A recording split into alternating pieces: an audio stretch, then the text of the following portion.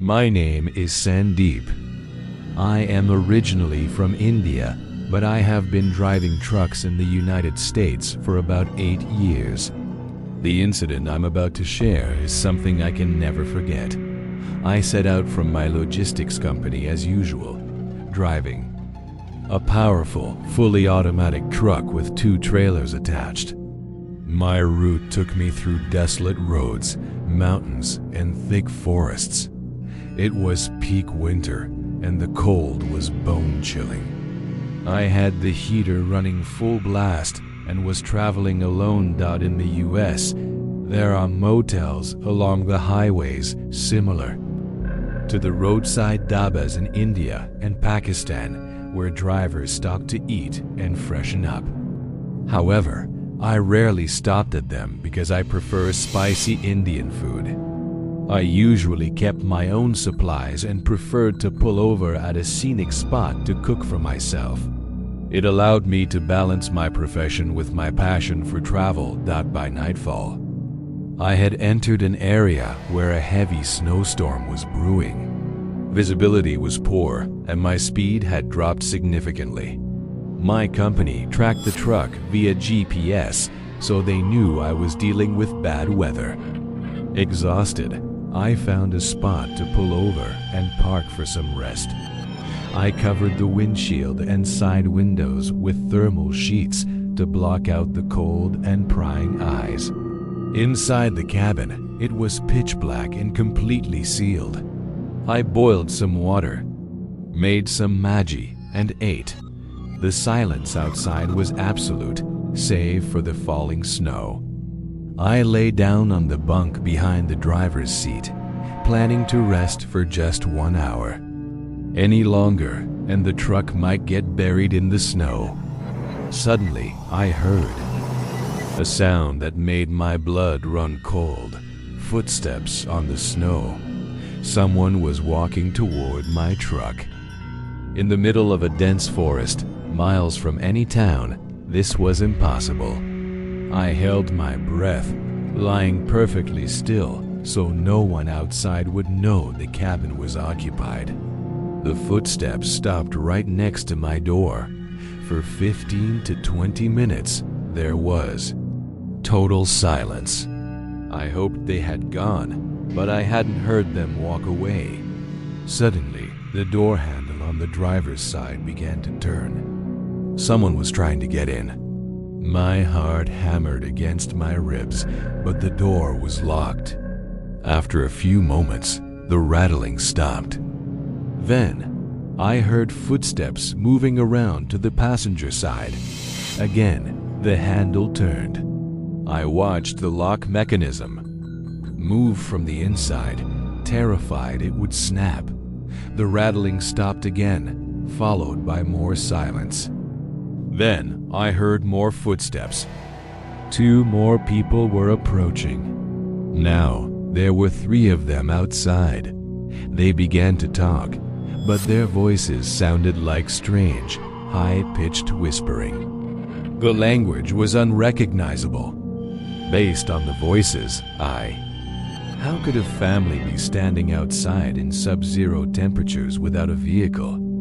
I gathered my courage and peeled back a tiny corner of the curtain to peek out. I saw nothing. The moment I looked out, the whispering stopped. The forest was empty. An hour had passed. I knew I had to leave immediately, or the truck would be stuck forever. My plan was simple. Jump into the seat, rip down the curtains, start the engine, and floor it. I leapt into the driver's seat, tore the sheets away, and cranked the engine. As the headlights cut through the darkness, I saw them. I slammed the truck into gear, but the tires just spun. The truck was stuck in the snow as I desperately revved the engine. The 3 figures turned and began walking slowly toward me. They entered the full glow of my headlights. My heart nearly stopped. They didn't look like people. They looked like decaying corpses. Their skin was rotting, and their faces were covered and dried. frozen blood. Just as they reached the cab, the tires finally caught traction. As I drove past, I made eye contact with the boy. He was waving bye-bye with a haunting, innocent look on his face. A few miles down the road, tragedy struck again. The truck hit black ice, skidded off the road, and became hopelessly stuck. I called base on the radio. They told me there was a workshop about 5 kilometers to the east, but they couldn't reach them by phone. They asked if I could walk there, fearing the snow would bury the truck if I waited. I bundled up, grabbed a heavy-duty flashlight and my walkie-talkie, and stepped out. To my horror, I had to walk back in the direction I came from. Following the GPS, I eventually found a trail of footsteps in the snow, the same 3 sets of prints.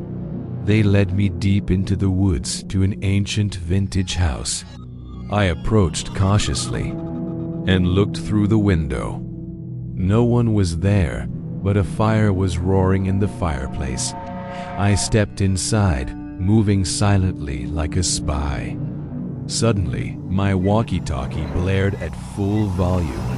"Sandeep, Sandeep, why have you stopped? Are you okay?" Outside, a dog began barking furiously. I heard the front door open. I scrambled into a storage closet and watched through a crack. The family walked into the room. They were sniffing the air, their eyes wide and unblinking, sensing a human presence.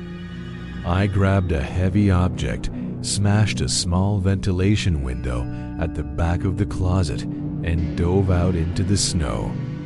I ran toward the mountain, heart racing, until I finally reached a small access road that I eventually found a small motel and workshop run by a local family. They gave me coffee and noticed how shaken I was. When I told them where I had been, their faces went pale. "That's the haunted house," they said. "No one goes there." In 1915, a family, a man, his wife, and their son were murdered there by forest outlaws.